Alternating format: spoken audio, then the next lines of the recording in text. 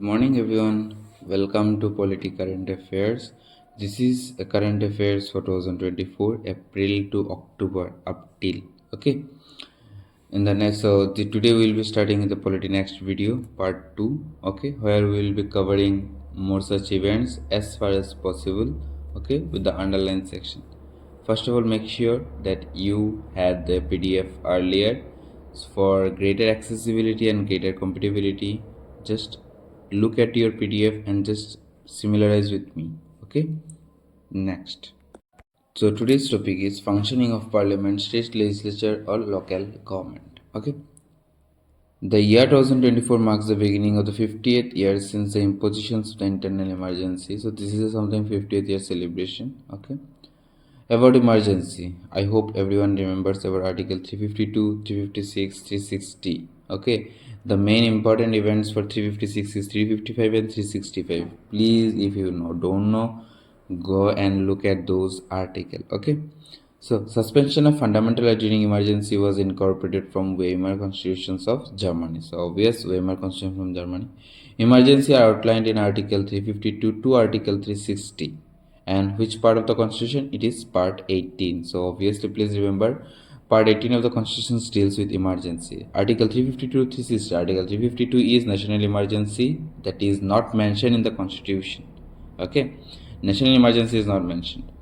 And article 356 is state emergency, and article 360 is financial emergency. Okay, rationale behind incorporations of these to safeguard the sovereignty, unity, integrity, security of country, democratic political systems and constitutions. So why these emergency has been imposed? These are some objectives. Next, types of emergency. For example, I say national emergency, article 352, president rule, that is another name is state emergency, article 356, and financial emergency, that is 360. Now under article 352 there are two grounds. One is war or external aggression or external emergency. Okay, so and another is armed rebellion or internal emergency. Earlier the word internal emergency was used, but through the help of amendment, internal emergency was replaced with words armed rebellion. Okay, now move to the next, procedures for proclamation of emergency. So I hope everyone knows that both the house need to pass this emergency proclamation within a month. For example, if one house is not in the session, then soon after its coming, it should pass the proclamation within 1 month. Okay, so the time period is 1 month. Both the houses of the parliament should pass within 1 month. Emergency remains in force for 6 months. Emergency remains in force. That is emergency. Which one we are talking about? We are talking about national emergency and state emergency. Financial emergency remains forever until parliament takes any action. Okay, so emergency remains for 6 months and can be extended indefinitely with parliamentary approval every 6 months. Okay, indefinitely can be extended as per 44th Amendment Act 1978. A resolution to approve or continue emergency must be passed by a special majority. So hope you remember this term, special majority. If Lok Sabha is dissolved during emergency period with the approving proclamation survive up to 30 days from the list of sitting of the newly constituted Lok Sabha and provided Rajya Sabha as approved in the constitution. So proclamation exists for 30 days. There is nothing much important. Revocation. Yes, who can revoke the emergency provision? President can revoke the proclamation anytime with any subsequent declaration, and Lok Sabha passes the resolution to disapprove continuation emergency. It must be done by a simple majority. So in case of revocation, simple majority, and in case of proclamation to pass, special majority. Okay, so these are the two terms, please remember it. Next, changes brought after internal emergency, the 44th amendment. So what are the changes that has been brought? First of all, I hope everyone remembers, now times president requires written approval. Okay, on the basis of the written advice from the cabinet, only then he can pass emergency. Next, fundamental rights. So I hope you remembered we uttered two words. One is external aggregation and internal rebellion. So there are two times. So which of the fundamental rights can be suspended during that time? Okay. Restricted spoke of Article 315, right to protection in respect of convictions of offence, Article 20, and right to life and personal liberty, Article 21, remain enforceable during emergency. So these two articles cannot be suspended, Article 20 and Article 21, and it is covered under Article 359. It is covered under Article 359. So please remember Article 359. I hope everyone remember Article 358. Article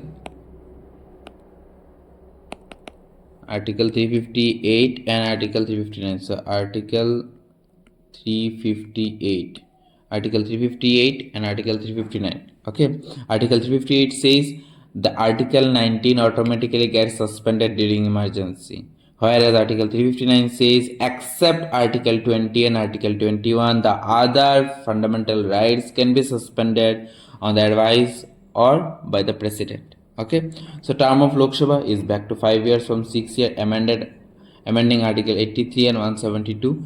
So 83 is duration of the House of the Parliament that we studied in the IAS studies video, and Article 172 is duration of state legislature. So please remember 83 is duration of House of the Parliament and 172 is duration of state legislature. Okay. Next, removal of Article 275A. So what does 275A indicates? It gives the power of the government of India to deploy any armed force of Union or any other force to deal with any grave situations of law and order in any state. Now judicial review, yes, obviously we saw in the Minerva Mills case. Yes, okay. IR coil or that judicial review is the basic structure of the question. Next, anti-defection law schedule 10 is covered under anti-defection law. So Supreme Court dismisses elite petitions constituted on the 10th schedule. Okay. Anti-defection law provides for disqualification of MLA who after being elected on ticket of a political party voluntarily give up their memberships. So there are many grounds for anti-defection law. Okay, there are many grounds for anti-defection law. One is voluntary giving up the party membership. If you voluntarily leave the party, then the anti-defection law imposes against any parties or any members who leaves the party. It was included in the 10th schedule by a 52nd Amendment Act 1985. So 52nd Amendment Act 1985, 10th schedule. Okay. Any question regarding disqualification arising out of defection is to be decided by presiding officer of the House. Now, who is presiding of the officer of the House? In case of Lok Sabha, presiding officer is Speaker, and in case of Rajya Sabha, the presiding officer is, who is that? Chairman or Vice President. Okay. Next, disqualification happens. Now see, what are the grounds of disqualification? A member voluntarily giving up his membership. Yes, now just I cleared it, that if a member voluntarily gives up his membership, then he may disqualify.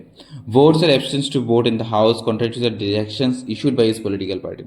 If he goes against the decision of his party, then he may be eligible for disqualification. Okay. Next, an independent member becomes disqualified. Independent member, obviously, please remember, independent member becomes disqualified if he or she joins any political party after such an election. Now suppose an independent member elected now and then he joins any other political party within a 6 month, then disqualification happens. A nominated member becomes disqualified if he or she joins any political after the expiry of the 6 months. Now here, in case of independent member, see, now you elected independently. You have not taken the help of any political party, and after election you joined any other party. Then you are eligible for disqualification in case of independent member. But in case of nominated member, if he fails to join any political party within 6 months, then he is eligible for disqualification. Okay. Next, exception. Law allows a political party to merge with or into another party provided that 2/3 of its legislation is in favor. Now see, earlier defection happens because you left a party. Now with the help of an amendment, what they did is that merger. Now merger is possible. But if 2/3 of the member of a political party leaves and joins another party, then no disqualification or no anti-defection will impose on that members or on that party. Okay, so what is the eligibility? 2/3 of the members should join. Okay. Next, if a person is elected as Speaker of Lok Sabha and Chairman of Rajya Sabha, then he could resign from his party and rejoin from the party once he or she demeets the post. So this is one important. You can say, sir, that if once Speaker get posted in the positions of presiding officer of the Lok Sabha, then whether he will be represented by his party? No, he is not represented. He can leave the party. And again, if he leaves the party, so anti-defection will not impose on it. Okay. And again, after his end of term, he may again join the party or any other party. so no anti-defection will impose on it. Okay, next, presently law does not provide a time limit within which speaker or presiding officer have to decide on anti-defection cases. So remember, no time limit is given for a speaker or presiding officer to decide over anti-defection cases. Okay, so judicial pronouncement in context of 10th schedule. So please remember some of the judicial pronouncement in case of 10th schedule or anti-defection law. Kyoto law and GHO law. As the speaker decision under anti-defection law is subject to judicial review. So whatever the decision is provided by the speaker is subjected under judicial review. Next, Kesham Megachandra of Singha. As the disqualification of petition under 10th schedule should normally be decided within a period of 3 months. So there is some disqualification given, but actually no such time frame has been represented. So please remember these two cases. One is Kyoto Holon and Jyachola for anti-defection cases 10th schedule, and another is Kesham Megachandra Singh. Remember Megachandra and Kyoto Holon. Okay. Next, proportional representation. So what it is proportional representation, and what is first was the post system. I hope everyone remembers during the president. So president is elected how? So please, if you don't know, go and have a read on this, how the president get elected. So difference between first post and the post system and proportional representation, please look at it. One is countries divided into small geographical units called constituency or districts. Larger geographical areas demarcated as constituency. Okay, so in case of proportional representation, large area is considered, and in case simple majority, first past position, there is small geographical units. For example, say a candidate A and B has been or are being elected or something, they are electing, or sorry, they are to the position of the election. Okay, now the party A or the member A got 51 votes, whereas party B or member B got 49 votes. So who is the winner? So here is the simple majority functions. So A is the winner, obvious. Okay, but this is not the case in proportional representation. Okay, every constituency elects one representative. More than one representative may be elected from one constituency. Voters votes for a candidate, voter votes for a party. So in case of proportional representation, voter votes for a party, whereas in first purpose system, voters vote for a candidate.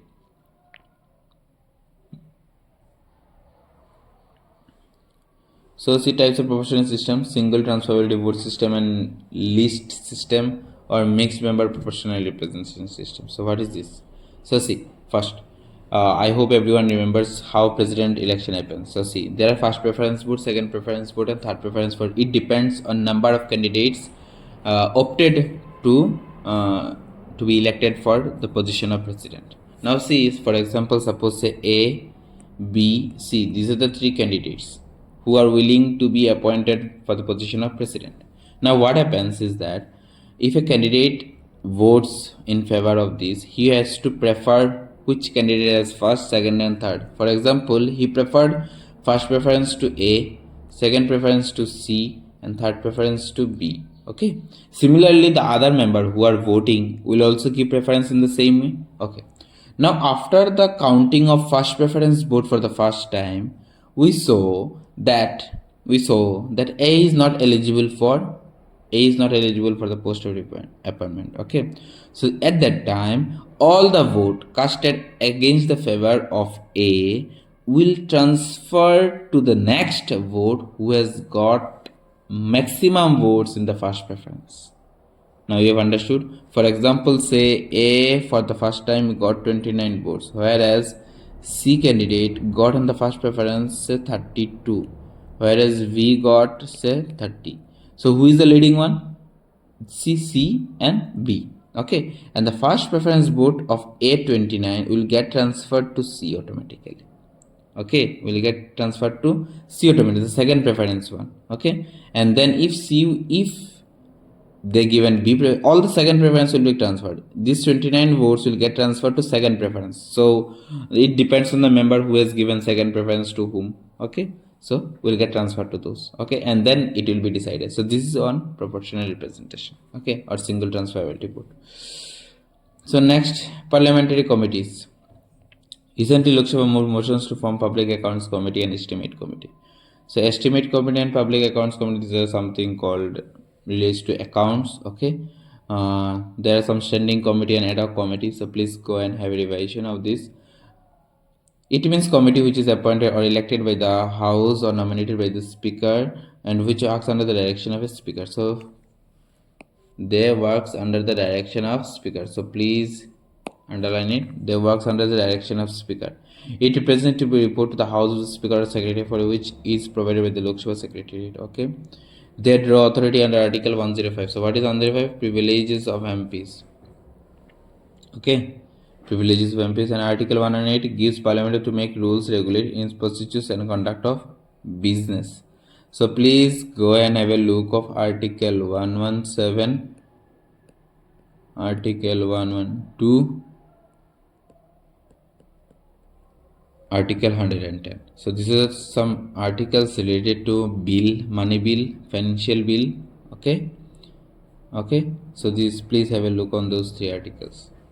Okay.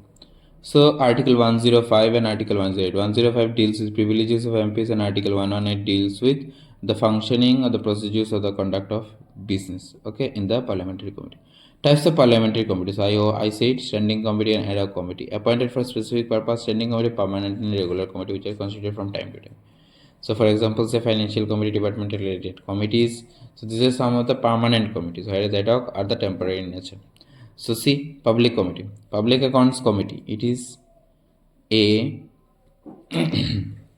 it consists of 22 members, out of which 15 members from Lok Sabha and 7 from Rajya Sabha. Estimate committee.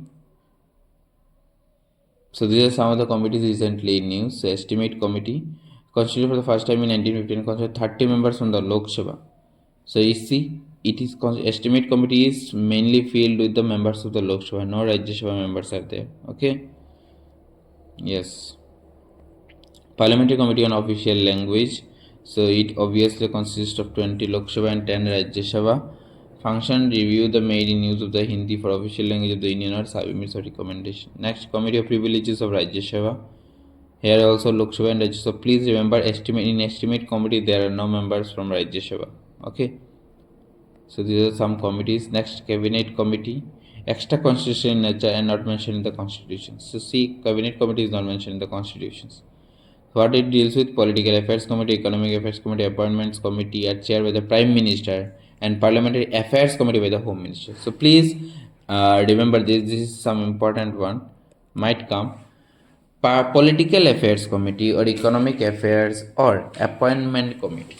These all are chaired by the Prime Minister, whereas Parliamentary Affairs Committee are chaired by Home Minister. Okay. So they usually include only cabinet ministers. However, non-cabinet are also divided from the membership.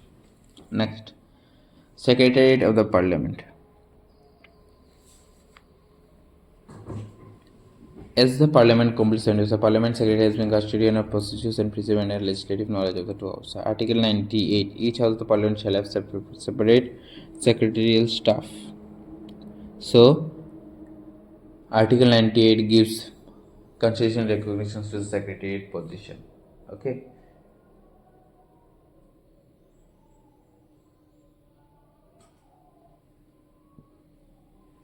Okay. Next, it also allows creation of post common to both the houses of the Parliament. Okay. Next, Article 187 makes similar provision for the Secretariat of State Legislature. See, 98 is for Parliament position of Secretariat, whereas Article 187 is the position of State Legislature. Next, Council of State Secretary and Parliament. These are not so important. So see, this Parliamentary Secretariat and State Secretariat, however, when their name has been changed in 1954 to Rajya Sabha Secretariat and Lok Sabha Secretariat respectively. Okay. Speaker and chairman can create new posts in respective secretariat. However, for posts class 1 and class 2, prior consultations the Union Ministry of Finance is mandatory. So for the post of class 1 and class 2 officer, if any officer required or any changes required, the speaker or the chairman has to consult with the Union Ministry of Finance. Okay.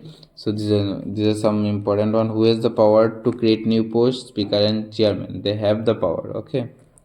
So this is all about our secretariat. Next, functions of secretariat. Please look into it. Payment of salary, aid and advice of the presiding officer, published record of day-to-day proceedings, secretarial assistance and service of various parliamentary committees, prepare research and references. So differences between Lok Sabha Secretariat or something structures. See, here some we can see automatic speaker. Here it is chairman, that is vice president, and here is speaker. Administrative head is secretary general in both the house. Recruitment and conditions governed by the Lok Sabha Secretary, while this is governed by the Rajya Sabha Secretariat. Okay. Next, other important news: cabinet secretary. So appointment committee of the cabinet. Now we saw appointment committee. So who is chairing appointment committee? It is Prime Minister. See here you have seen. Where is it? Yes. See, appointment committee. Appointment committee is chaired by Prime Minister. Parliamentary Affairs Committee is chaired by Home Ministry. Okay, please remember it. So appointment committee, we saw chaired by appointment committee chaired by Prime Minister. Okay, so appointment committee is chaired by Prime Minister. So please remember is chaired by Prime Minister. Okay, and about cabinet secretary appointed by the seniority cum merit basis. So how cabinet secretary are appointed? They are appointed on the basis of merit and seniority. Next, cabinet secretary is also the ex officio chairman of Civil Service Board. So he is also an ex officio chairman of Civil Service Board. Cabinet secretary has no authority over working departments. Okay, next, president address to the parliament. Okay, now president address to the parliament. I hope everyone remembers, if president fails to address or if he does not get maximum majority or majority is not established, then automatically the Lok Sabha gets dissolves. Okay, so now about president address. Article 86 allows president to address either house of the parliament or both the house together. It is the only the power of the president. Okay. Next, president has not so far addressed under this provision. Article 87 provides two instances when the president especially addresses both the house of the parliament assembled together. Sorry. So Article 86 and 87, okay, allows the president to address both the house together, but not such happened till now. Okay, please remember, joint session has not been happened till now. Okay, so when this representation happens at the first session after each general election and at the first session of each year. Okay, next, so 87 under section 1 addressing both the house of parliament by the president. Next, oaths of member of the parliament. So newly elected members of the parliament of the 18th Lok Sabha took oath. Constitution Article 99 deals with the oaths of office of MPs to be subscribed before president. Okay, so oaths is been constituted under Article 99 or some appointed by him. The forms of oath are to be provided in the third schedule. Yes, obviously we know oaths and affirmations under schedule 3rd. Okay, Article 104 provides a penalty for if or she sits in the house without the oath. Yes, so Article 104. 105 is about privileges. Okay, Article 100. Please have a look at Article 100. Article 100 deals with vacancies. Article 100 deals with vacancies. Okay, so Article 19, oaths of office of MP, and Schedule 3. Article 104 is about if any member sits without taking oath, then he may be charged of penalty. Okay, next, issues related to the constitutions. Issues related to the citizenship. Recently, the Constitutional Bench of Supreme Court upheld the validity of Section 6 of Citizenship Act 1955. So what is Section 6 of Citizenship? It prescribes 5 ways of acquiring citizenship. One is by birth, by descent, by registration, by naturalization, and by incorporation of territory. I hope everyone remembers from which article? Article 5 to Article 11. Okay, Article 5 to Article 11. This is citizenship. Article 5 to Article 11. So please have a look on those. It does not provide for dual citizenship. Dual citizenship is provided by countries like US, UK, and Pakistan. Obviously, we know. Section 6A of Citizenship Amendment is a special provision added to Citizenship Amendment 1985 in furtherance of the Memorandum of Settlement of Assam Accord between the then central government and the leaders of Assam government. So Section 6A is special because it is specifically for Assam. Okay, Assam Accord. It confers citizenship to those who migrated from East Pakistan to Assam from January 1, 1960 until 24 March 1970 upon completion of 10 years from the date of declaration as a foreigner. Citizenship Amendment Act, Citizenship Act. So these are some Citizenship Act. Please have a look on those. Okay, but there are one important discussion is that see how you can remember the citizenship. Okay, say one thing. If you are naturally born here, then it's obvious you have the citizenship. If you migrated from Pakistan, then also this second case. Third case is that you migrated to Pakistan, then again returned back to India. So this is third case. Fourth case is if you voluntarily give up the membership, then your membership gets seized. And fifth case is that if Parliament takes some decisions to reconcile or your citizenship, then it is also possible. So these are some 5 or 6 cases. Okay, easy to remember. Please remember in the same way. Next, Citizenship Amendment 2024. So, who has the power to amend? Ministry of Home Affairs. Please have a look on this. Ministry of Home Affairs has amended the Citizenship Law 2009 notified citizenship rules to enforce citizenship enforcement. So, what is the eligibility? Person of Indian origin, married to an Indian origin, a minor child of an Indian origin, a person whose parents are registered in India, person or either of his parents was a citizen of independent India, registered as an overseas citizen of Indian card holder. Okay. Next, other qualification for citizenship by naturalizations. Present affidavit or correctness of statement made, adequate knowledge of one language listed in 8 schedule. So there is something 22, most probably 25 language has been recognized in the 8th schedule. Okay, recently many language has been added to the 8th schedule. So next, proof of nationality. If you can provide the proof of nationality, yes. Next, 6B of citizenship, look into this. Next, Citizenship Amendment Act. So the recent amendment, what the amendment made, that the following person will not be treated as illegal migrants. So who are they? Hindus, Sikhs, Buddhists, Jains and Parsis or Christians. If they come from Afghanistan, Bangladesh or Pakistan, they enter India on or before 31 December 2014. If they came before 31 December 2014, so please remember the date, December 31, 2014. They are not in certain tribal areas, Assam, Meghalaya, Mizoram, or Tripura, including the 6th schedule of the constitution. So then they must not be in these areas. Areas under inner line permit. They must not be in the inner line permit or Arunachal Pradesh, Mizoram and Nagaland. So central government exempted the said migrants from adverse penal consequences and over that. Next, 5 grounds for cancelling overseas citizenship of India. So 5 grounds. What are the 5 grounds? If registration is acquired through fraud, showing disaffection to the constitutions, engaging with enemy during war, necessity and interest of sovereignty of India or security or state or public affairs, if within 5 years of registration overseas citizen has been sentenced to imprisonment for 2 years or more. Okay, so these are the 5 grounds for cancelling overseas citizenship. Next, overseas citizen of India. Ministry of External Affairs has dispelled concerns regarding overseas card being reclassified as foreigners. So see, overseas citizen scheme was introduced by amending Act 1955. Foreign military personnel either in service or retired are not entitled to grant of overseas citizenship to India. Person of Indian origin or also have been merged under one category in OCI 2025.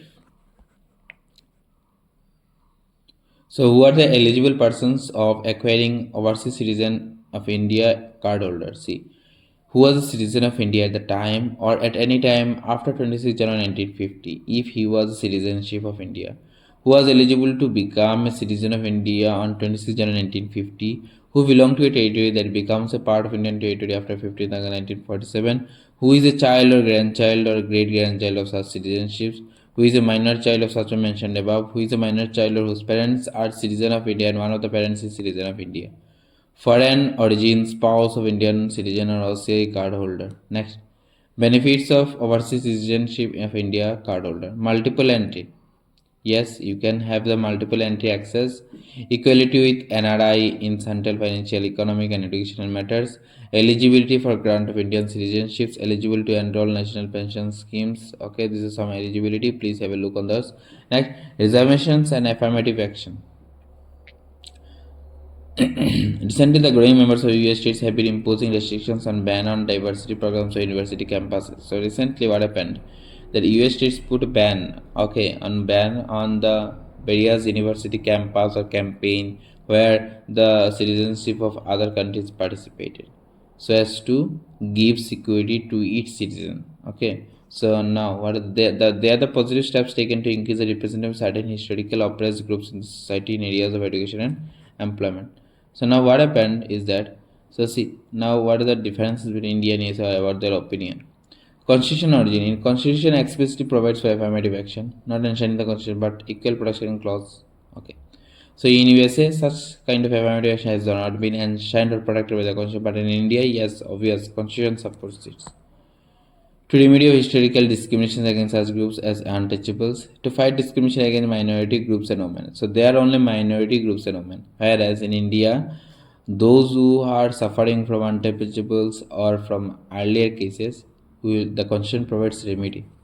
So targeted groups like social and education, backward class and economically weaker section, whereas African Americans and Ethiopians and Africans. Africans Americans. Based on quota system, based on diversity, equity and inclusion.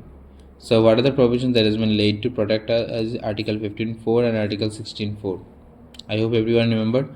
Article 15.4 is for social and educationally backward classes, and 16.4 is also. And for economically weaker section, 15.6 and 16.6. Please go and have a look on this. Next, subclassification of scheduled caste. So held that the subclass schedule is permissible to grant separate quotas for more backward classes within the SC categories. So now what is the main case has been arise is that, see, there are many members of subcaste. Okay, there are poor, obvious there are poor, there are many untouchables which has been discriminated in the earlier ground, but today there are many people under SC who has acquired a financial wealth and had a position in the society, but still they are having those the benefits of SC. So in this situation, the poor among the SC are not eligible to get those benefits. Okay, so this case is associated with those situations. Okay, so next, what are the highlights of the judgment? Scheduled caste notified under Article 341 under Section 1 are heterogeneous groups of caste, races, or tribes with varying degree of backwardness. 341 present to specify caste, races, or tribes of SC for any state or union territory. Subclassification does not violate Article 341 because caste are not per se included in the excluded from the list. So Parliament says yes, subclassification is possible as it not violates. Okay, next. It will provide substantive equality of opportunity for the backward classes. Next, state can subclassify based on inadequate representation of certain caste. Okay, state must collect data of inadequate representation service of the state. So for that, some research and some census need to be carried on. Okay, next, so judicial pronouncement in context of reservation. So please have a look on those. What are those three judgments? See, one is Indra Shahani versus Union of India. I hope everyone remembers. Much excluded creamy layer within OBC. In the shiny judgment is associated with exclusion of creamy layer of OBC. Next here is Ex Chinania versus State of Andhra Pradesh and another Jarnal Singh versus Lakshmi Narayan Gupta. So please these three cases are associated with reservation. Next, moving with Uniform Civil Code, that is Article 44 of the DPSP Directive Principles of State Policy. So I hope there are some issues going around it. Whoever the state is coming to impose Article 44 the Uniform Civil Code in their states respectively. So who is the Uttarakhand recently announced Uniform Civil Code will be implemented in the state from January 2025. So background of UCC is Laxilocki report, pre-independence period. So these are some Uniform Civil Code is specifically built such that the many defined kind of practices that is been prevail in Indian society to make it uniform, especially in case of marriage and other social activities. Okay, it is not to harm any other some communities or not against any other communities. There are many positive as well, there are many negatives as well. So we have to deal with both the situations uniformly. Okay, by maintaining a balance such that it does not discriminate or it does not result in discrimination of certain groups or communities. So next is that Places of Worship Special Provision Act 1991. So special places of worship. Okay, before going into that, We should remember what are the articles that has been provided by the constitutions as a fundamental rights to protect our religious rights. One is that article 25, 26, 27 and 28. These are some of the fundamental rights granted to practice our own religion. So Places of Worship Act declares the religious character of a place of worship shall continue to be the same as it was on August 15, 1947. So, this act specifies that whatever the worship that has been carried on the place as on the date August 15, 1947, it will be should be the same. It says no person shall convert. Yes, obvious, no person can convert. But now there are some. You might be thinking that it's Ram Mandir and this is how that happened. These are some exceptional cases. These are some exceptional cases. Okay. It also imposes a positive obligations on state to maintain a religious character of every place of worships. Sorry.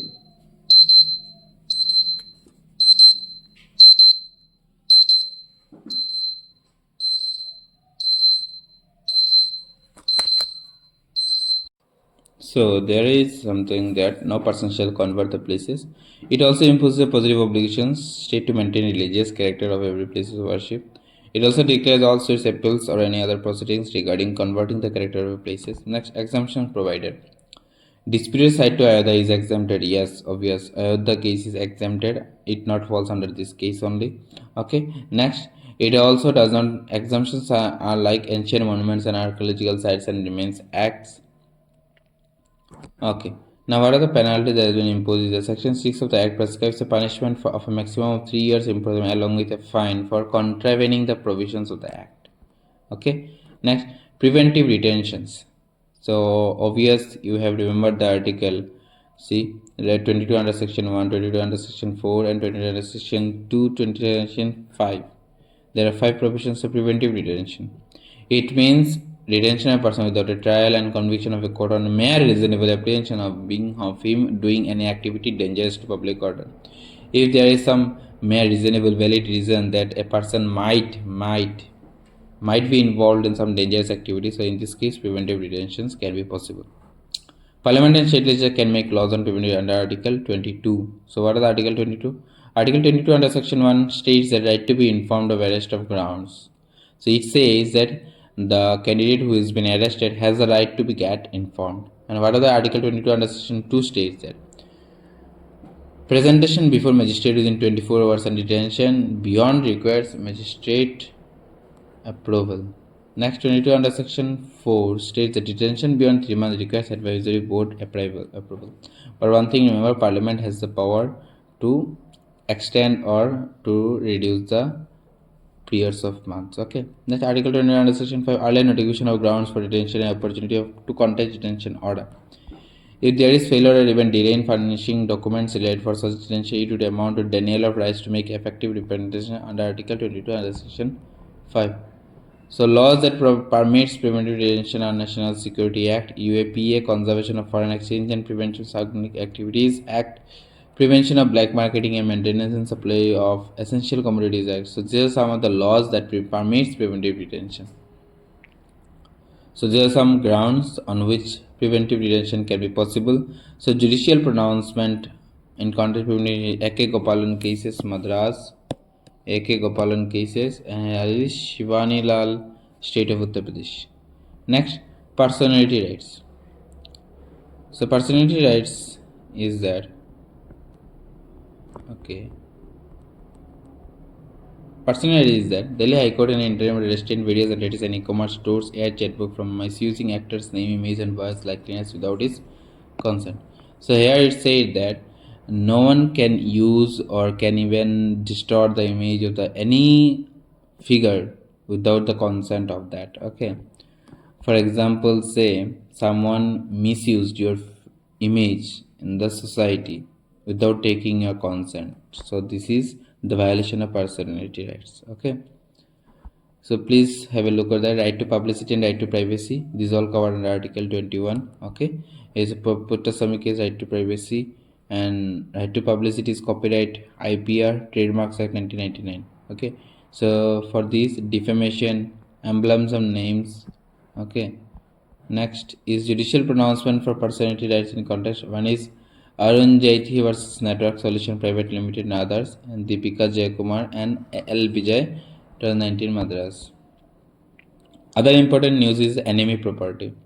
Now, what is enemy property? For example, say a person who is residing in Pakistan and has a property in India in pre-independence period.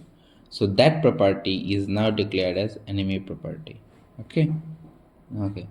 That belong to or was managed on behalf of the enemy. Or if he has some property and some person is managing that and that declares to be enemy property. So now what is that? That these all be under the custodian of Ministry of Home Affairs for preservation, management, and control and selling of enemy properties. The government India has took the control over these. So which ministry? Under the Ministry of Home Affairs. Next, right to be forgotten. Right to be forgotten. We hope many a times we heard. So this is specifically by Supreme Court or court. The right to forgotten or right to erase. Right to erase. No need to maintain all the records of all the cases. Okay. So right to be forgotten cases or right to oblivion or okay. In justice case Puttasamy cases that is for maintaining the privacy. Okay.